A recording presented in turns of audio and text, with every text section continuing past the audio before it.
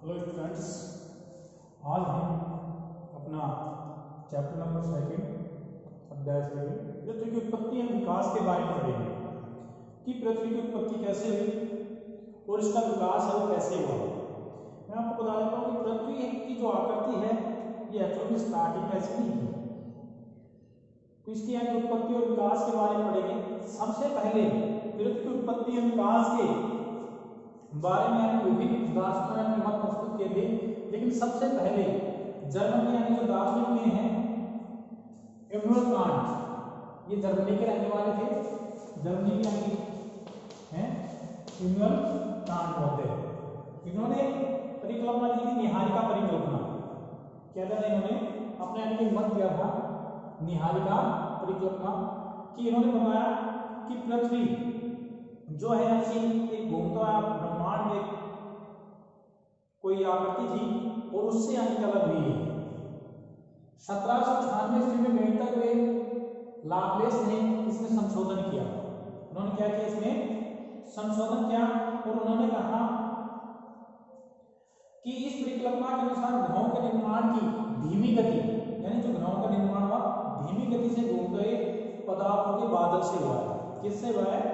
धीमी गति से यानी घूमते हुए पदार्थों के बादल से हुआ है, यानी बादलों से हुआ है, जो सूर्य की युवावस्था से संबंध है, जो सूर्य की युवावस्था थी उससे संबंध रखते हैं।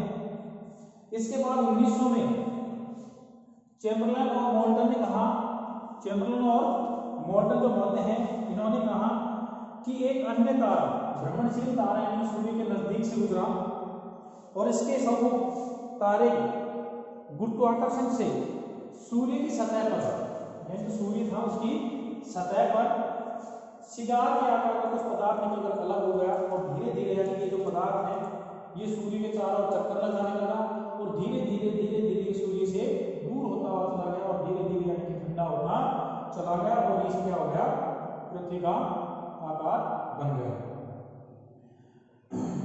उसके पहले सर जेम्स और बाद में सर हेरोल्ड जेफरी, यानी इन्होंने इसका समर्थन किया कि सर चैम्बरलेन और मोल्टन बोलते का कि भाई ये बात सही है कि सूर्य से यानी कि कुछ ऐसा यानी निकला गुरुत्वाकर्षण यानी जो सिगार है वो निकला और धीरे धीरे चारों चक्कर लगाने लगा सूर्य के और धीरे धीरे यानी कि संगीत होकर ग्रहों के रूप में परिवर्तित हो गया और सर जेम्स जीन्स और बाद में सर हेरोल्ड जेफरी ने यानी इसी का क्या किया, समर्थन किया। कुछ समय के बाद के तर्क सूर्य के साथ और सारे तारे होने की बात मानते हैं, और जो लास्ट में डूबे तारे उन्होंने ये तर्क माने अभी सूर्य के साथ और भी तारे थे, तो इसे द्वैतारक सिद्धांत का नाम दिया गया, यानी कि द्वैतारक सिद्धांत कब आ गया ये, जब ये माना गया कि सूर्य के साथ कोई दूसरे तारे और हैं, तब ये सिद्धांत प्रतिपादित किया गया, द्वैतारक सिद्धांत है वो प्रतिपादित किया गया। 1950 में 1950 में रूस के ओटो शिंड और जर्मनी के कार्ल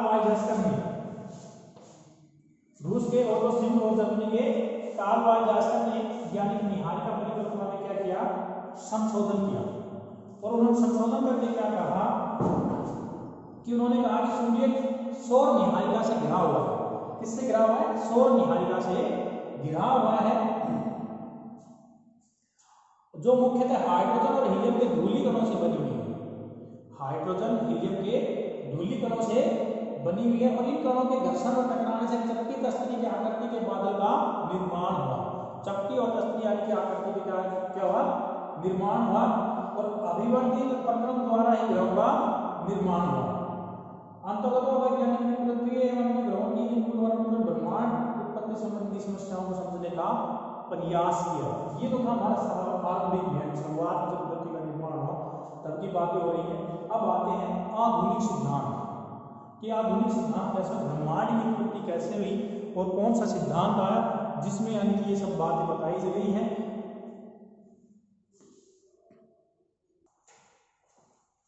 देखिए अब आते हैं आधुनिक सिद्धांत के ऊपर कि आधुनिक समय में क्या सिद्धांत दिया गया और सबसे फेमस जो आधुनिक ब्रह्मांड की उत्पत्ति से संबंधित जो सिद्धांत दिया गया वो बिग बैंग का सिद्धांत रहा है। यानी कि इसी को सर्वमान्य बताया गया है और इसी को यानी मानते हैं, बिग बैंग का जो सिद्धांत है इसको, कि आधुनिक समय में ब्रह्मांड की उत्पत्ति संबंधी सर्वाधिक सर्वमान्य कौन सा है, बिग बैंग का सिद्धांत है। और इसे ही विस्तारित ब्रह्मांड की परिकल्पना भी कहते हैं। इसी सिद्धांत को क्या कहते हैं, विस्तारित ब्रह्मांड की परिकल्पना। यानी कि इसका अर्थ है कि अभी ब्रह्मांड है वो विस्तारित हो रहा है।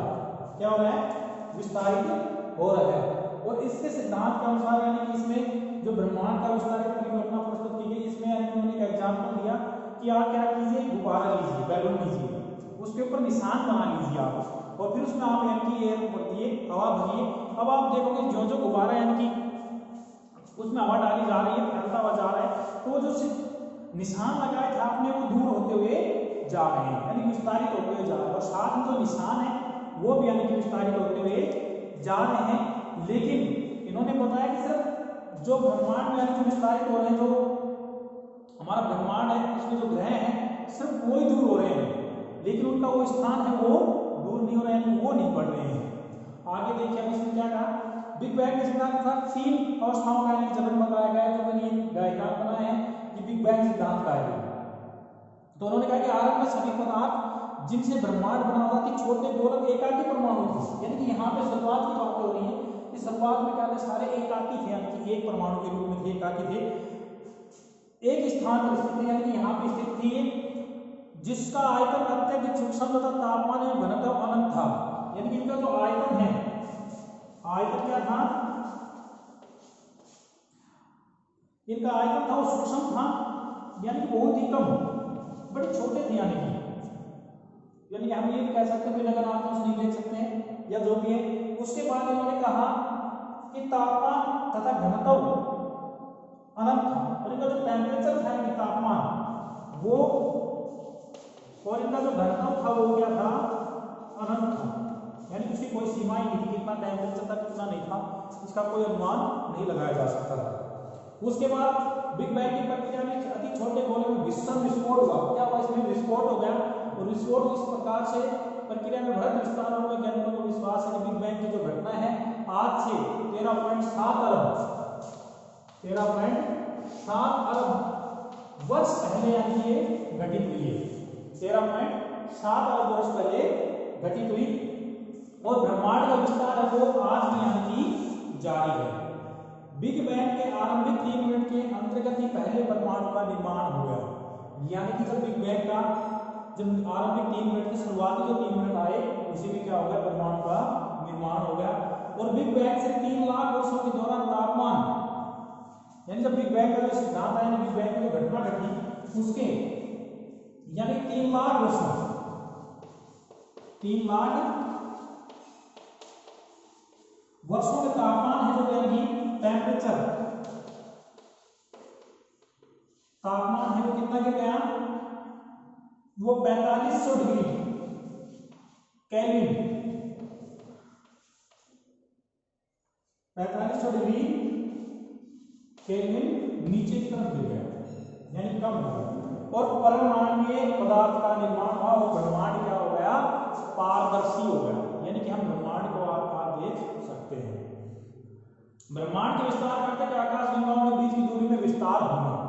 मैंने अभी आपको पता है बैलून का एग्जांपल दिया था कि जब बैलून का मार्ग लगा के उसमें जब एयर डालते हैं, हवा भरते हैं, तो क्या होता है, मार्ग दूर दूर होते हुए चले जाते हैं। तो सेम यही प्रक्रिया है कि हमारे ब्रह्मांड में भी क्या हुआ कि धीरे धीरे यानी जो आकाश गंगाएं जो ब्रह्मांड में तारों और ग्रहों का निर्माण हुआ वो क्या होगा, धीरे धीरे दूर होते चले गए। वो दूर होते चले गए क्या होगा, उनके बीच में गैप बना, और गैप बना तो क्या पता चला कि हमारा ब्रह्मांड वो पारदर्शी होता हुआ चला गया।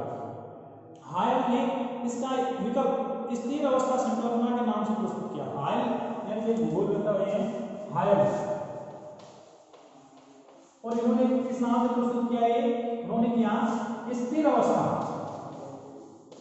स्थिर अवस्था परिकल्पना संकल्पना के नाम से यानी एक सिद्धांत प्रस्तुत किया कि ब्रह्मांड में किसी भी समय में एक ही जैसा रहा हो। यानी कि उनके अनुसार कि ब्रह्मांड हो किसी भी समय यानी कि में एक ही जैसा रहा हो, यद्यपि ब्रह्मांड के विस्तार संबंधी अनेक प्रमाण मिले और वह वैज्ञानिक समुदाय अब ब्रह्मांड के विस्तार के सिद्धांत के ही पक्षधर है कि अब भी वही हमारे जो वैज्ञानिक वो यही कहते हैं कि ब्रह्मांड क्या होगा, विस्तार हो रहा है और यानी कि फैल रहा है और उससे यानी कि पारदर्शी हो रहा है और नए नए यानी जो ग्रह है और जो दूसरी चीजें हैं वो यानी कि विद्यमान हो रही है। कल हम पढ़ेंगे तारों का निर्माण।